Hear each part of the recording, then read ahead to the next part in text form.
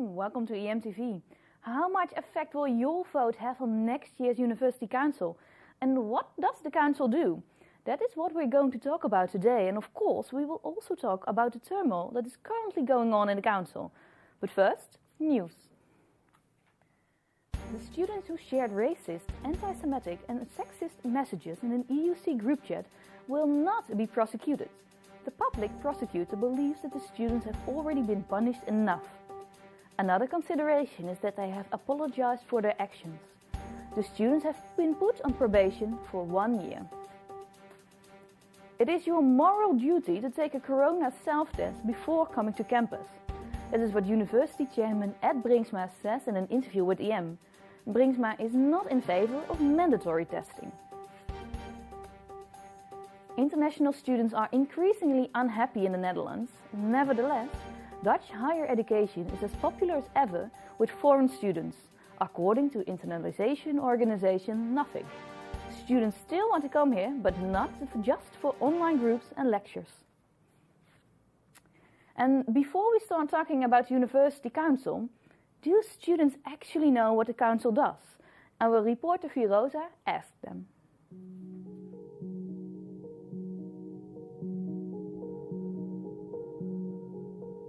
Do you know what the University Council is? So far, it's not clear for me. But recently we received some mails regarding some elections. Yeah, I know it. Yeah. Yeah, I know, but not much. Yeah. What is your opinion about it? Yeah, as far as I know, the concern for the proctored exam is like for the second camera, and for some students it's not very convenient to put the second camera due to the privacy and some other stuff. But yeah, I think what the University Council is actually trying to showcase is that the students also have the rights during the pandemic. I mean, even if they have tried to do something, I hope that the university will hear them more. So I think at least there's somebody representing us as the student body. Yeah. Yeah, you just heard it. The elections are coming up again, and not the national elections, but the University Council elections. At many other universities, that is quite an event. Here in Rotterdam, not so much. But maybe this year will be different, because 10 students of the current council are considering a lawsuit over the university over the second proctoring camera. And as you heard, that appeals to many students. We will discuss this with EM editor Elmer Smaling, who has been following the council for years, and also with our studio guest, the chairman of the council, Hans van den Berg. Welcome, Hans. Welcome, Elmer. Hans, you have been trying to, make the council more visible for years. You even started using Instagram. But as you heard, it's not clear for all students. Why do you think this is? I think it's a difficult question to answer from my perspective. But I think that what is the most difficult thing to understand is what the council actually is working on, because it's not very sexy or interesting to follow in detail what we're working on. And that's why we also have a new marketing communication officer who is trying to create a more content visible way of presenting that information and what are we doing in a more direct way that is either more appealing or at least better to understand, because what we do is sometimes quite complex. Okay. Well, for those who have no idea, what does the council do? We do a great different amount of things, but I think the most important thing that we do is talk with the executive board about policies that they would like to implement. And on these kind of policies, we have different rights. The most intrusive one, obviously, is consent, where we have to agree with what they're proposing, but giving advice is also important. But another thing that we can do is take initiative. And in the past year, you've seen that a lot in this council, that a lot of initiatives have taken place. And in a lot of cases, they also make a difference. So taking that initiative is also important. And more specifically, what do we do then? We work on the budget, which obviously is important to the university because it's quite a lot of money. We're talking millions and millions. But also working on student well-being, staff well-being, initiatives about sustainability, about bikes on campus. So it's really small things to the really big things, also like the convergence project that is going on, which is going to determine the next 10 years of the future university. So are you like the council we see in the municipality? Yeah, you could compare it like that. So there is a few people who are actually working on policies, proposing it. And then you have a council of elected people who are looking at that and saying, well, coming from the community, that is a good idea, or that isn't, or we would like to see that adjusted. Yeah. And you say it's not all sexy subjects. Well, our colleague Elmer from EMTV, from EM, might think different because he has been following the University Council for years now. Elmer, can you perhaps shortly recap what the university has achieved, or the University Council has achieved over the last year? I do disagree with Hans that there's nothing sexy about University Council. Otherwise, I wouldn't have been following it for 5 years of my life. So it has something somewhere probably. I do think they have achieved some quite good things in the past few years. I remember, for example, sustainability is always a very important topic for the council. And when the strategy was constructed 2 years ago, the students were able to put a seventh pillar into the strategy called sustainability.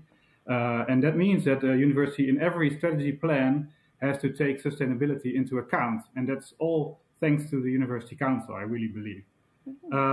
There are other things as well as the whistleblower policy that came out of the whole email investigation scandal at ESHCC, which was very important that it's now implemented as well. And we'll get to proctoring later on, I believe, but that's also a thing that the University Council is very much involved in ways that people disagree about how to do that, but at least they are paying attention and they're making sure that the executive board really is treading lightly in introducing new things in proctoring and maybe even reducing the amount of usage of it. Yeah, and before we, of course, will see what will happen next, we have to talk about the elections. Because you heard one of the students say that she got some emails about some elections. At other universities who have the party system, these elections are quite a big thing. Everyone knows that they are going around. Can you tell us why, well, it's not that big a deal here at this university? Well, this university has a long, difficult history with university council elections. As long as I can remember, students in the council are trying to change the elections from a faculty system to a general system with parties. For years they have failed to do that, but 2 years ago they finally succeeded in some kind of compromise version of it. So now there are no more faculty elections where you just vote for a candidate from your faculty and then it will fill 1 or 2 of the seats of your faculty in the university council, to just general elections that you can vote for any candidate. But in the compromise, the parties were excluded. So it's not allowed to have a party and join the elections. And now I believe they kind of have the worst of both worlds. They have to campaign, also during Corona now, for a whole university. That most of them, they don't know the entire university, they only know their own faculty. So that's very difficult for them to do, and they don't have the party to help them out, have some institutional memory, and all these kinds of advantages. So yeah, they're now stuck in a position that I don't think anybody is really happy with. They really want to change it again, but nobody knows, well, everybody knows in which direction, but it's all a different direction, so they're not really getting anywhere. And Hans, you start laughing. Do you recognize this? One more thing, if I can say, is that everybody seems to think that parties are not in the DNA of this university. But until the 1970s, 80s, we did have parties in the university council. Somehow they were abolished at some point. I'm not really sure why. That would be a story for another time. Yeah, Hans, it was the history of this university have perhaps even more lively elections. How do you feel about what Elmer was telling about? Well, the history of the party system at our university council is indeed difficult. I think it is even more recent that we did have party system once we started looking really into how can we develop a party system. But the discussion is really difficult because you want to make sure that everybody who stands for election has an equal chance. You don't want to exclude anybody who wants to stand alone, but do they have an equal chance to a party. So you want to have all these fail-safes in place, and then there is the discussion about how do we make sure there's no discrimination, how do we know that there is inclusivity, how do we pay everybody equally for their campaigning. These are all kinds of small details, but they are important to make sure that elections do happen constructively. I do have to say that we are currently discussing a new system, and we are making really good progress. So hopefully in a very short time we will be presenting a new system for elections for the students at the council, which will hopefully get the necessary 2/3 majority. And well, election time is always a good time to look back on the past year. What were your highlights? I think during this year it is hard to pinpoint one specific highlight. There were many, as Elmer already pointed out. We had the whistleblower policy, and I agree. I said it's maybe not that sexy, but it is very interesting and it is very important. So we had the whistleblowers policy. Students have been working to make sure that the well-being of students is taken into account. More student psychologists, for the staff exactly the same. Is it possible to get more psychologists or more hours to spend there? We're working on staff well-being in work pressure. And then there's, of course, the constant subjects of the budget, the Erasmus perspectives, and we are making important progress on the convergence project with Erasmus Medical Center and the TU Delft. So these are all important milestones we achieved this year. But then you also have all these small projects going on. We are looking at making female products available freely at campus. We are looking at, can we do something with the bikes that are standing along campus for far too long? These are all important developments that we're working on. Yes. So thus far the highlights. Elmer, is it safe to say that there were also some conflicts over the last year in the University Council? Yes, definitely. I don't think the atmosphere was rather good this year. The reason for that is, I think, longer ago. I think it's quite a fundamental difference which stems from mostly the conflict between employees and students, that they have different interests sometimes, and this really shows in the election system. Staff doesn't really like a party system, mainly I think because, well, they're not really interested in doing that. They have a lot of work already to do, and they don't want to mess with parties and all these kind of things. And they also have a different approach, and this is more fundamental, I think, in how to approach, use the power of the University Council, which is rather limited, so you have to be careful on how to use it. And a lot of staff members that I speak to say that they want to have, like, not rather a unanimous voice, but they want to have a unanimous voice in the direction of the executive board. And if you have a party system, then you have like different parties that try to differentiate themselves from each other. And then you're not unanimous anymore in the direction of the executive board, and you'll lose the soft power that you do have. And on the other side, you have the students that think that they need a party system, because then they will have more votes, hopefully. And then if they have more votes, they have more mandate and they have more visibility. And then also in that way, they have more power. So that's a very fundamental difference, and I think it shows in a lot of other discussions. For example, the proctoring discussion, which was, of course, the hottest topic in recent year and still ongoing. That shows the same way. The students now want they are considering legal action against the executive board. The university, the executive board has said that they want to talk to the students before something like that will happen. So they're now having these conversations. As far as I understand, they're not really progressing really quickly, so it'll take some time. But well, you could say that even though there's a lot of discussion whether they can do this legal action, they're at least pushing the executive board to the limit to really think about what they're doing with proctoring. And Hans, we said it a few times, the elections are coming up, but you, as a chair, you will stay behind. And perhaps the tense atmosphere that is currently going on will be, well, gone in one fell swoop if there's a completely different council next year. Would you feel sorry, or do you feel sorry? Because quite a few of the current students are leaving. They have to go on with their studies. Or are you perhaps more looking forward to new energy and new presence of new members? I wouldn't say either. important that you have a council that has internally a good discussion. And here it is important that we have a very diverse council. You need some new faces, you need some new insights. So it's good that there are some fresh council members coming in, but you also need some council members to stick and stay behind to make sure that that institutional memory keeps going, so that people know what has been going on before. And yes, there has been a lot more discussion in the previous council than in the years before that. But I think that's a good thing, because it shows that there are different opinions and that these need to be heard, that the council is vocal and pushing to make sure that the voice is being heard. And in doing so, in the new elections, new faces coming in, I do hope that we get some fresh faces in, but that we don't forget what we're there to do, to share the opinion of the community and to make sure that those voices are heard. So, but there was a tense atmosphere. If those students might come back, that will perhaps continue. It may cause some interesting discussions, as you said, but also perhaps a tense atmosphere. I'm not sure if it will continue to be a tense atmosphere. What is the most important thing is to have that diverse and to have a very good variety in the council so that all different faculties are represented.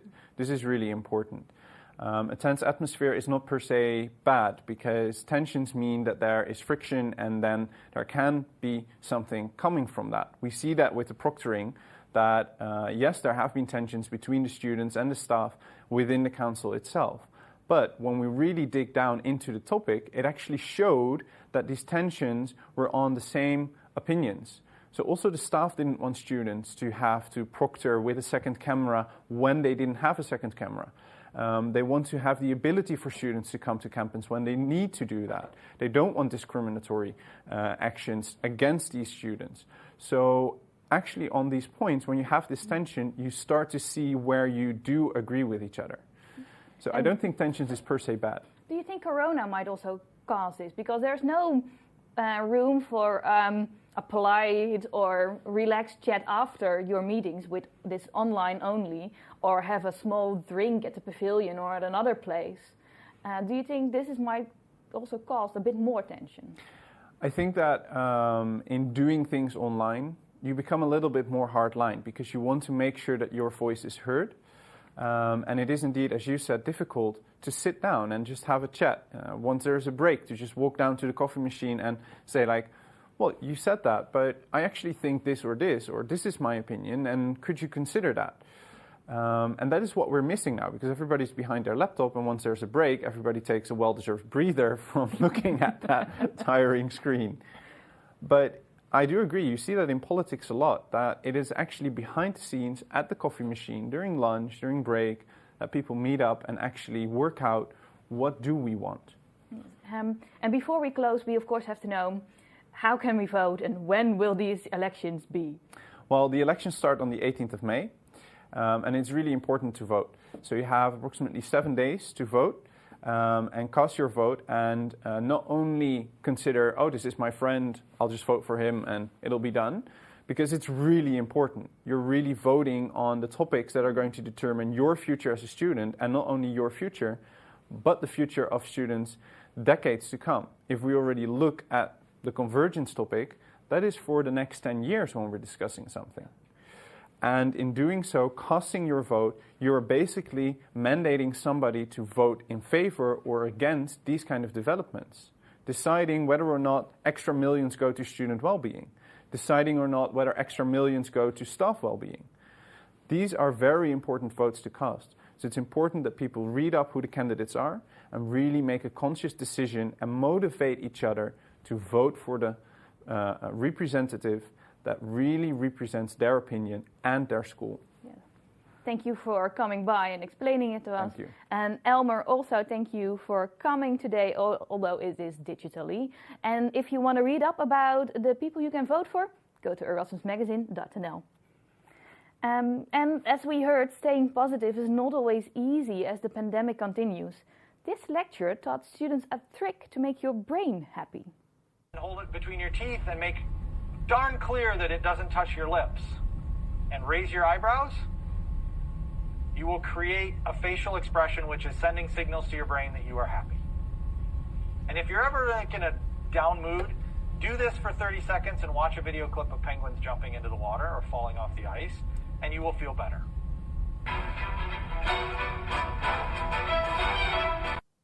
Thank you all for watching. EMTV will be skipping 1 week because of Ascension Day, and we will be back on Thursday the 20th, of course at 9 a.m. Do you want to keep up to date with the latest news? Go to erasmusmagazine.nl.